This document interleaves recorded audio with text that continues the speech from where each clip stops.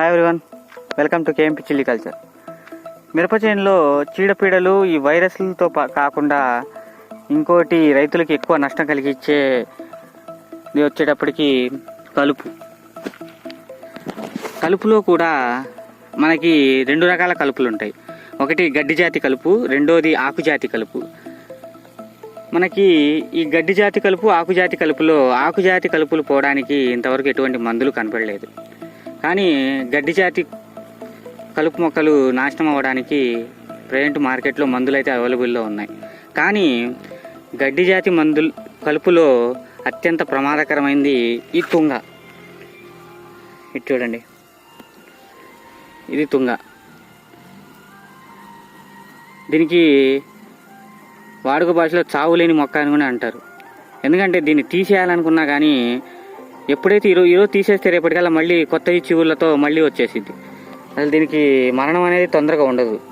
ఎందుకు దీనికి అసలు మరణం అనేది ఉండదు అని చెప్తారంటే, దీనికి ప్రాణం నేల లోపల ఉండిద్ది. ప్రతి మొక్కకి ఆకుల్లో ఉంటే దీనికి మాత్రం నేల లోపల ఉండిద్ది. మన ఈ తుంగ మొక్కని జాగ్రత్తగా తీసినట్టయితే బయటికి తవ్వి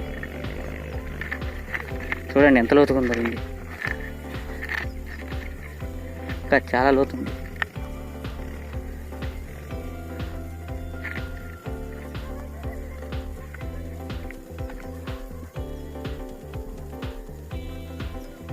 ఇదిగోండి, ఈ తుంగ మొక్కకి ఇక్కడ అడుగున ఒక కాయలాగా ఉంది చూడండి. ఇదే దీని ప్రాణం. ఇది నాశనం అయ్యేంత వరకు ఈ తుంగ మొక్కని మనం ఏం చేసినా, ఎన్ని మందులు కొట్టినా, ఎన్నిసార్లు కలుపు తీయించినా కానీ దీన్ని నాశనం చేయలేం. ఇది బ్రతికి ఉన్నంతసేపు, ఇది చూడండి ఈ కాయ, ఇది బ్రతికి ఉన్నంతసేపు మనం ఎన్నిసార్లు కలుపు తీయించినా కానీ మనకి ఈ కలుపు వస్తూనే ఉండిద్ది. ఈ తుంగని మనం నాశనం చేయాలంటే రెండు పద్ధతులు ఉన్నాయి. ఒకసారి చూడండి, మీరు ఇప్పుడు చూడండి డీటెయిల్గా చూడండి ఎలా ఉంది కాయ. ఇది దీని గుండెకాయ. ఇది నాశనం అయితే కానీ ఈ మొక్క నాశనం అవ్వదు. ఎన్నిసార్లు అయింది అండి. ఫర్ ఎగ్జాంపుల్ ఇప్పుడు రైతులు కూలీవాళ్ళు వచ్చి ఎలా కలుపు తీస్తారంటే దీన్ని ఇలా ఇరగొడతారు. ఇలా ఇరగేటప్పుడు దీని కాయ బయటికి రాలా, జస్ట్ దీని యొక్క చిగుర్లు మాత్రం బయటకు వచ్చినాయి.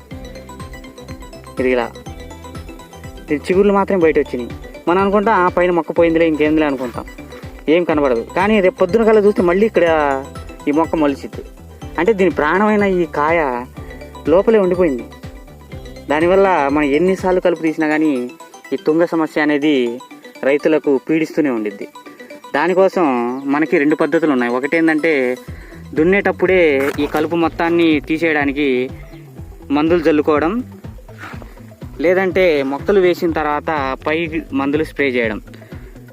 ఎన్నిసార్లు స్ప్రే చేసినా కానీ మనకి సక్సెస్ఫుల్గా అవ్వదు. అయితే ఈ తుంగ నివారణకి ఈరోజు నేను ఒక మందు తీసుకొచ్చాను. ఈ మందు పైన స్ప్రే చేయడానికి తీసుకొచ్చాను. ఎందుకంటే నేను తప్పు చేశాను. మొక్కలు వేసేటప్పుడే మనం ఈ తుంగని పూర్తిగా నాశనం చేయాల్సింది. కానీ నేను మొక్కలు వేసేటప్పటికి ఈ తుంగ అంతకు మొలవలేదు. ఏమైందిలే అని చెప్పి నేను నెగ్లెక్ట్ చేశాను. కానీ సడన్గా చూసేటప్పటికి తుంగ వర్షంలా కురుస్తుంది. ఇప్పటికి 2 సార్లు తీసినా కానీ మళ్ళీ వచ్చేస్తూనే ఉంది. అయితే ఇలా కాదులే అని చెప్పి దీనికి మందు తీసుకొచ్చాను స్ప్రే చేయడానికి. మనం తీసుకొచ్చిన మందులు ఇప్పుడు మీకు చూపిస్తాను.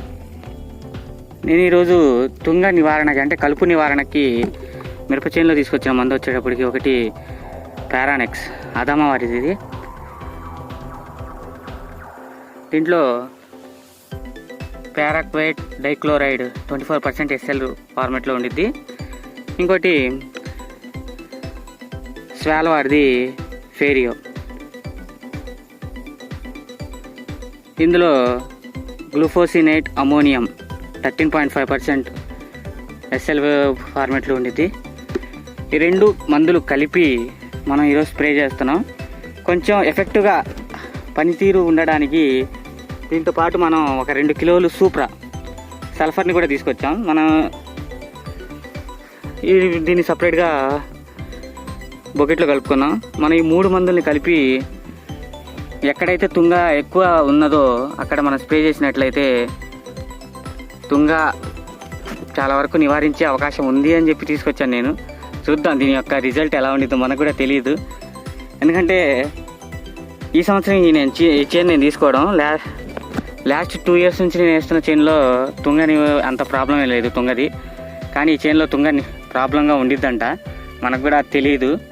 మనం తీసుకునే టయానికి మనకు ఎవరు చెప్పలేదు. మనం తీసుకున్న తర్వాత మనకు తెలిసింది. అందుకని ఈరోజు మందు స్ప్రే చేద్దాం. అయితే మందు స్ప్రే చేసేటప్పుడు మొక్కల్లో చాలా జాగ్రత్తగా బ్యాటరీ గన్తో స్ప్రే చేయాలి.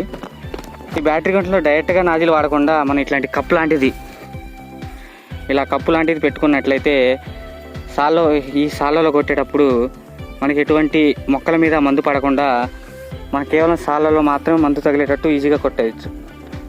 దానివల్ల మిరప చేనుకి ఏమి కాకుండా జస్ట్ కలుపు మీద మాత్రమే మందు స్ప్రే చేయబడిద్ది. చూద్దాం దీని రిజల్ట్ ఎలా ఉండిద్దో. 1 రోజు పట్టిద్ది అన్నారు పూర్తిగా. ఈరోజు మొత్తం స్ప్రే చేసి సక్సెస్ఫుల్గా అయితే ఒక షాట్ తీసి నేను అప్లోడ్ చేస్తాను సక్సెస్ఫుల్ అయిందని. లేదంటే నేనేం చేయలేను. మళ్ళీ రైతులతో కలుపు తీయించడము లేదంటే మళ్ళీ కొత్త మందు ఏమైనా ట్రై చేయడమో చేయాలి. కానీ రైతులకి ఈ కలుపు అనేది ఎంతో దారుణమైన పరిస్థితి. ఎన్నిసార్లు తీయించినా కానీ మొలుస్తూనే ఉండిద్ది ఈ కలుపు. రైతుల పాలిట ఎంతో పెద్దమైన శాపం ఈ తుంగ.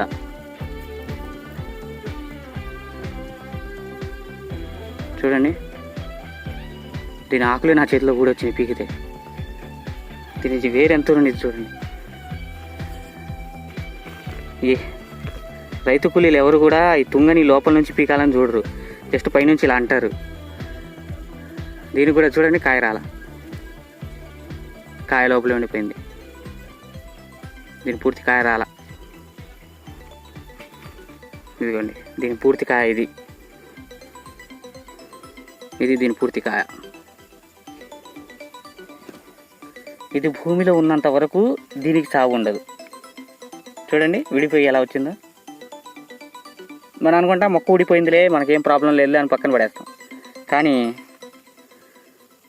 ఇది బతికే ఉంది. ఇది ఉన్నంతసేపు ఇది గుండెకాయ తుంగకి. ఇది భూమిలో ఉన్నంతసేపు ఇది చావు రాదు దీనికి. ఎన్నిసార్లైనా పీకండి, మరుసటి రోజు కల్లా కొత్త చిగుళ్ళతో బయటకు వచ్చేసింది. రైతుల పాలిట శాపంలా మారిపోయింది మొక్క తుంగ. ఒక్క మిరప చేనులోనే కాదు, వరి చేనులో ప్రతి మొక్కజొన్నలో కానీ చెరుకులో కానీ దేని పొలంలో అయినా కానీ ఈ తుంగ మొలిచింది అంటే అది ఒక పెద్ద శాపంలాగే. తొందరగా నివారించలేం.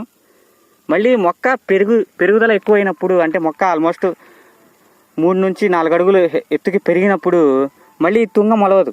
ఎందుకంటే సూర్యరశ్మి నేల మీద డైరెక్ట్గా పడదు కాబట్టి ఈ తుంగ మొలవదు. అందుకని మొక్కలు ఖచ్చితంగా ఒక 3 నుంచి 4-5 నెలల వరకు మనకి తుంగ సమస్య వస్తూనే ఉండిద్ది. కానీ రైతు సోదరులందరూ ముందుగానే పసిగట్టి ఈ తుంగ నివారణ చర్యలు తీసుకోకపోతే చాలా నష్టం వాటిల్లే అవకాశం ఉండిద్ది. అందుకని ఈ తుంగని పరిగణలో తీసుకొని వీలైనంత వరకు వీటిని పొలాల్లో లేకుండా చూసుకోవాలని చెప్పి కోరుకుంటున్నాను. మరిన్ని ఇన్ఫర్మేషన్ కోసం నా ఛానల్ని సపోర్ట్ చేసి సబ్స్క్రైబ్ చేస్తూ ఉండండి. మీ సపోర్ట్ ఎప్పుడు నాకు కావాలి. Thank you everyone. ఈ వీడియోని షేర్ చేసి లైక్ చేసి నా ఛానల్ని సబ్స్క్రైబ్ చేస్తూ ఉండండి.